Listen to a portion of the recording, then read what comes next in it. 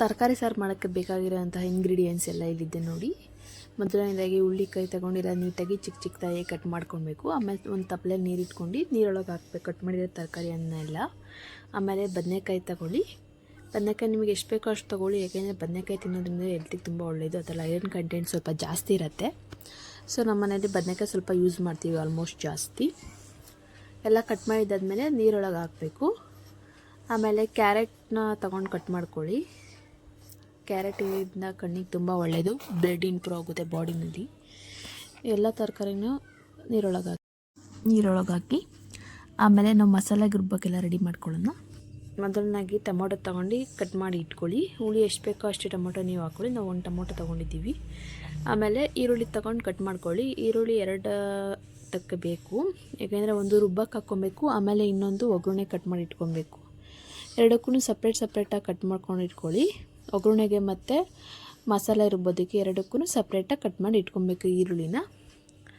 ಅದಾದಮೇಲೆ ಒಂದು ಸ್ವಲ್ಪ ತೆಂಗಿನಕಾಯಿ ತುರಿನ ತೊಗೊಂಡು ಹಾಕಬೇಕು. ಸೊ ನಾವು ತೆಂಗಿನಕಾಯಿನ ಕಟ್ ಮಾಡಿ ಹಾಕ್ತಾಯಿದ್ದೀವಿ ರುಬ್ಬಕ್ಕೆ. ನೀವು ತುರಿ ಬೇಕಾದರೆ ಹಾಕ್ಬೋದು. ಆಮೇಲೆ ಒಂದು ಮಿಕ್ಸಿ ಜಾರ್ ತಗೊಂಡು ಎಲ್ಲ ಕಟ್ ಮಾಡಿರೋಂತಹ ಟೊಮೊಟೊ, ಈರುಳ್ಳಿ, ಆಮೇಲೆ ಸ್ವಲ್ಪ ತೆಂಗಿನಕಾಯಿ ಕಟ್ ಮಾಡಿ ಇಟ್ಟಿರೋ ತೆಂಗಿನಕಾಯಿ ಹಾಕಬೇಕು ರುಬ್ಬಕ್ಕೆ. ಸ್ವಲ್ಪ ಹುಣಸೆಹಣ್ಣು ಹಾಕಬೇಕು. ಅದಾದಮೇಲೆ ಮಸಾಲೆ ಪುಡಿ, ಮನೆಯಲ್ಲಿರೋಂತಹ ಮಸಾಲೆ ಪುಡಿ ಹಾಕಬೇಕು. ಇಲ್ಲ ಸಾಂಬಾರು ಪುಡಿ ಆದರೂ ಹಾಕ್ಬೋದು. ಸ್ವಲ್ಪ ಖಾರದ ಪುಡಿ ಹಾಕಬೇಕು. ಆಮೇಲೆ 1-2 ಇಲ್ಕು ಬೆಳ್ಳುಳ್ಳಿ ಹಾಕಬೇಕು. ಅದಾದಮೇಲೆ ತೊಳೆದಿರೋ ಅಂತಹ ಕೊತ್ತಂಬರಿ ಸೊಪ್ಪು ಹಾಕೊಳ್ಳಿ ಸ್ವಲ್ಪ. ಆಮೇಲೆ ರುಬ್ಬಕ್ಕೆ ನಿಮಗೆ ಎಷ್ಟು ಬೇಕೋ ಅಷ್ಟು ನೀರು ಹಾಕ್ಕೊಂಡು ರುಬ್ಕೊಳ್ಳಿ ನೀಟಾಗಿ. ಇಷ್ಟೆಲ್ಲ ಮಸಾಲೆ ಆದಮೇಲೆ ರುಬ್ಬಿ ಸೈಡಲ್ಲಿ ಇಟ್ಟು ಆಮೇಲೆ ಒಗ್ಗರಣೆಗೆ ಒಂದು ಕುಕ್ಕರಲ್ಲಿ ಸ್ವಲ್ಪ ಎಣ್ಣೆ ಹಾಕಿ 2 ಸ್ಪೂನ್ ಎಣ್ಣೆ ಹಾಕ್ಕೊಂಡು ಸ್ವಲ್ಪ ಸಾಸಿವೆ ಹಾಕಿ ಆಮೇಲೆ ಈರುಳ್ಳಿ ಹಾಕಿ ಸ್ವಲ್ಪ ಫ್ರೈ ಮಾಡ್ಕೊಬೇಕು. ಈರುಳ್ಳಿ ಹಾಕಿ ಒಂದು ಸ್ವಲ್ಪ ಚೆನ್ನಾಗಿ ಫ್ರೈ ಮಾಡಿ. ಅದಾದಮೇಲೆ ಅದರೊಳಗಡೆ ನಾವು ತೊಳೆದು ಇಟ್ಟಿರ್ತೀವಲ್ಲ ಆಲ್ರೆಡಿ ತರಕಾರಿ, ಆ ತರಕಾರಿನೆಲ್ಲ ಚೆನ್ನಾಗಿ ಹಾಕಿ ಮಿಕ್ಸ್ ಮಾಡಬೇಕು. ತರಕಾರಿ ಎಲ್ಲ ಒಂದು ಸ್ವಲ್ಪ ಚೆನ್ನಾಗಿ ಬಾಡ್ಕೊಬೇಕು ಅದರಲ್ಲಿ. ಆಮೇಲೆ ತರಕಾರಿ ಜೊತೆಗೆ ಒಂದು ಸ್ವಲ್ಪ ಉಪ್ಪು ಹಾಕಿ ಮಿಕ್ಸ್ ಮಾಡಿದ್ರೆ ತರಕಾರಿ ಎಲ್ಲ ಉಪ್ಪು ಚೆನ್ನಾಗಿ ಹಿಡಿಯುತ್ತೆ. ಸೊ ಅದಕ್ಕೆ ನಾವು ಸ್ವಲ್ಪ ಉಪ್ಪು ಮಿಕ್ಸ್ ಮಾಡ್ಕೊಂಡು ಫ್ರೈ ಮಾಡ್ತಾಯಿದ್ದೀವಿ ತರಕಾರಿನ. ನೀವು ಸ್ವಲ್ಪ ಉಪ್ಪು ಹಾಕ್ಕೊಂಡು ತರಕಾರಿ ಮಾಡಿದ್ರೆ ತರಕಾರಿಗೆಲ್ಲ ಸ್ವಲ್ಪ ಉಪ್ಪು ಚೆನ್ನಾಗಿ ಹಿಡ್ಕೊಳ್ಳುತ್ತೆ. ಆವಾಗ ತರಕಾರಿ ಸ್ವಲ್ಪ ಟೇಸ್ಟ್ ಚೆನ್ನಾಗಿ ಬರುತ್ತೆ.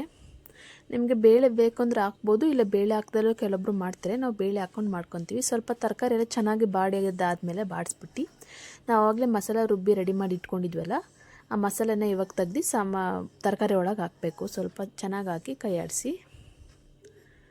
ತರಕಾರಿ ಎಲ್ಲ ಸ್ವಲ್ಪ ಚೆನ್ನಾಗಿ ಇದು ಫ್ರೈ ಆಗಿರುತ್ತೆ. ಇವಾಗ ಅದ್ರ ಜೊತೆಗೆ ಮಸಾಲೆನ ಹಾಕಿದ್ರೆ ಸ್ವಲ್ಪ ಚೆನ್ನಾಗಾಗುತ್ತೆ.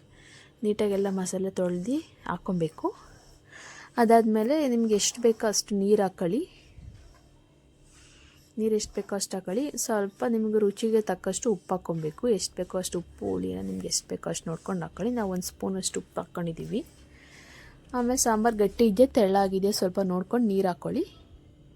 ಆದಷ್ಟು ಸ್ವಲ್ಪ ನೀರು ಹಾಕಿದ್ರೆ ಬೆಟರ್ ಅನಿಸುತ್ತೆ, ಬೇಳೆ ಎಲ್ಲ ಬೇಯಕ್ಕೆ ಸರಿ ಹೋಗುತ್ತೆ. ಆಮೇಲೆ ಕುಕ್ಕರ್ಗೆ ಹೋಗಿಸಿದ್ರೆ 2 ವಿಷಲ್ ಆದಮೇಲೆ ತೆಗಿ ನೋಡಿರಿ ಸಾಕು. ಆಮೇಲೆ ಊಟ ಬಡಿಸುವಾಗ ಎಲ್ಲ ನೀಟಾಗಿ ತೆಗ್ದು ಸಾಂಬಾರು ರೆಡಿಯಾಗಿದೆ ನೋಡಿ. ಇವಾಗ ಹಿಂಗೆ ತರಕಾರಿ ಸಾಂಬಾರು ರೆಡಿ ಆಯ್ತು. ಇವಾಗ ಸಾಂಬಾರು ತೊಗೊಂಡು ಬಡಿಸ್ಕೊಂಡು ಊಟ ಮಾಡೋದು ಅಷ್ಟೇ ನೋಡಿ. ಸಿಂಪಲ್ಲಾಗಿ ಇದೇ ಥರ ರೆಸಿಪಿ ಬೇಕು ಅಂದರೆ ಫಾಲೋ ಮಾಡಿ, ಸಬ್ಸ್ಕ್ರೈಬ್ ಮಾಡಿ.